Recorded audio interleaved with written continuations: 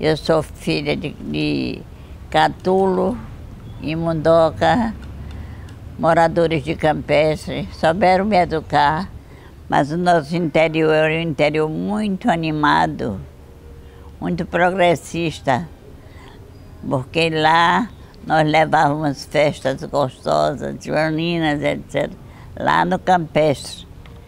E neste Campestre, de lá que nós partimos para estudar em Timbiras, com um grupo de professoras importantes como Dona Raimunda Pereira e outras mais que eu não me recordo. Raimunda Pereira era a principal, porque era a diretora, né? Bem, mas daí, quando eu terminei o meu terceiro ano, aqui com Dona Raimunda Pereira, eu me sujeitei naquele tempo, não era vestibular, naquele tempo era um curso que se fazia para saber se podia ingressar no ginásio. Aí eu fiz o terceiro ano e passei. Fui para Teresina. Lá eu continuei meus estudos. Ingressei no Liceu Piauiense. O Liceu Piauiense era um dos maiores colégios do Piauí. Potente, professores competentíssimos. E nós, tudo que eu sei, posso dizer que adquiri lá, no Liceu Piauiense. Depois do ginásio, eu vim para cá sendo professora municipal, nomeada pelo prefeito Riva Ribeiro, lá em Campestre. Tinha um colégio novo, que meu pai era prefeito e construiu. E lá nós ingressamos logo com todo o primário, primeiro, segundo, terceiro, eu e minha irmã. Foi muito bonito a nossa organização, porque apesar de ser um colégio do interior, nós tínhamos farda, as crianças tinham farda, as crianças tinham recreio. Era assim, um colégio moderno, né? De interior. Mas foi muito bom mesmo, a minha vida foi maravilhosa, lá no Campestre.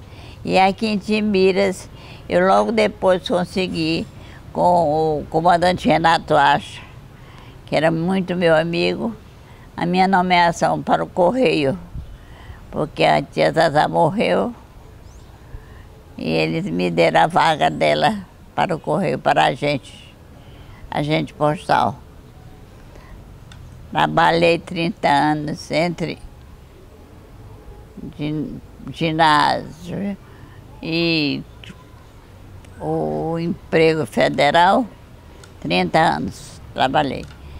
E gostava do meu serviço, me sentia feliz do ambiente que eu estava, porque muitas das vezes até carta eu fazia para os caboclos, porque eles não sabiam fazer. E pediam para me fazer as cartas, e eu fazia a carta para eles. Foi muito boa a minha vida, graças a Jesus.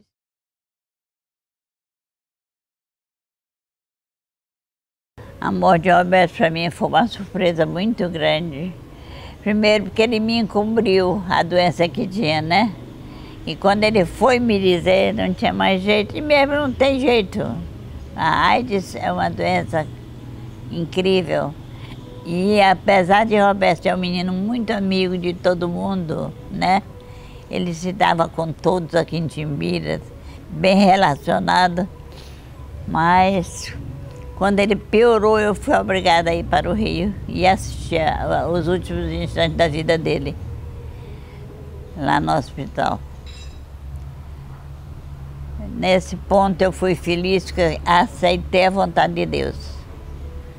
Porque se eu fosse uma mãe desesperada, eu nem sei o que seria de mim.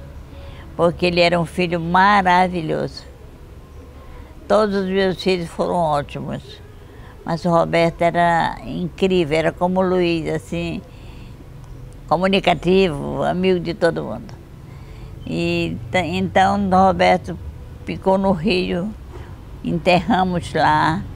Depois de uns 2 anos, não, antes de 2 anos, eu fui ao Rio e trouxe o corpo dele. Ele está enterrado aqui em Codó, na sepultura da minha mãe. São coisas que se passam da vida da pessoa que dificilmente a gente esquece, sabe? Fica assim como um jornal.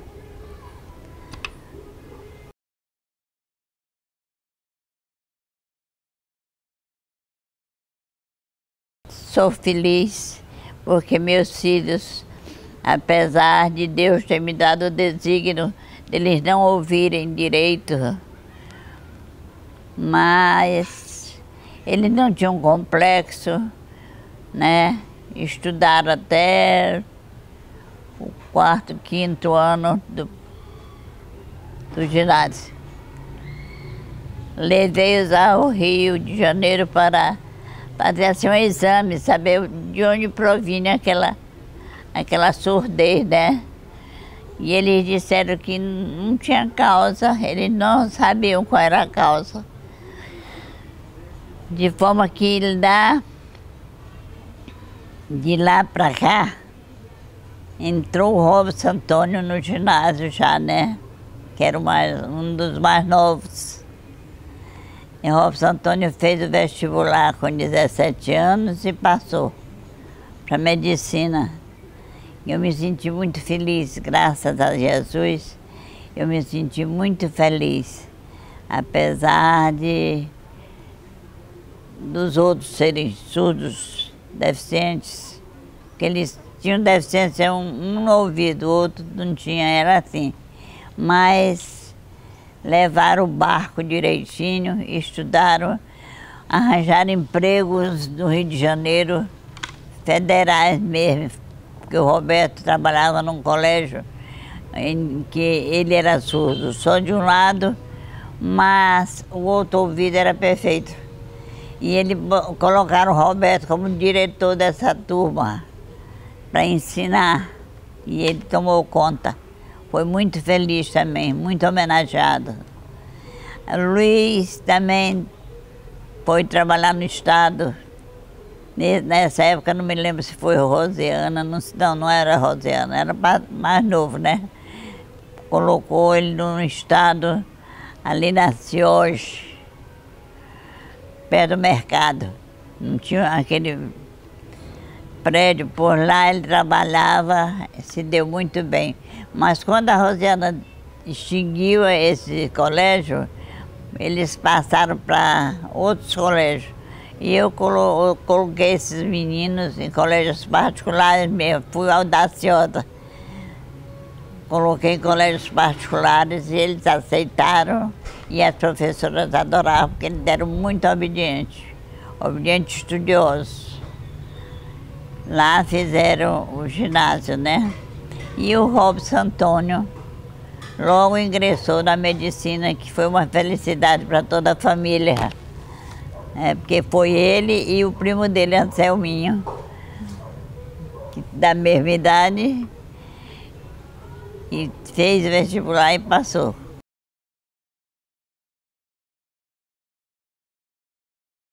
Olha, eu vou te dizer, foi muito engraçado na sessão que nós estávamos para julgamento de candidatos.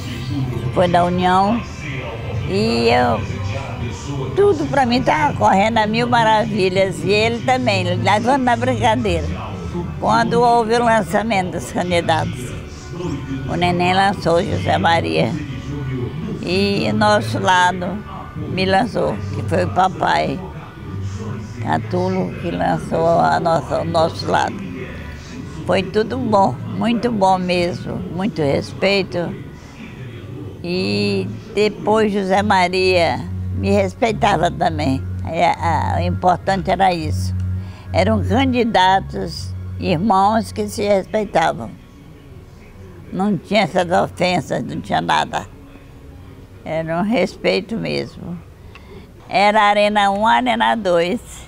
E nós nunca nos unimos politicamente, né? Ele era Arena 2, Arena 1 e eu, Arena 2. E meu vice era do João Rodrigues. que já faleceu, né? Foi uma batalha bonita, muito respeito. Nós respeitávamos os inimigos. Só você vendo como era o respeito. Quando se chegava de frente à casa de Neném Abdala, que era contra nós, ficava todo mundo silencioso. Eu pedia silêncio, eles ficavam, o grupo que ia cantando, brincando, parava. Então ia cantar depois da casa de Mariazinha Laranjeira. São coisas que acontecem na vida da gente que parece até impossível, né? Mas foi verdade. Ninguém criticava de Neném, ninguém fazia essa política de hoje, não. A política de hoje é diferente, viu, meu filho? Naquele tempo era uma política decente.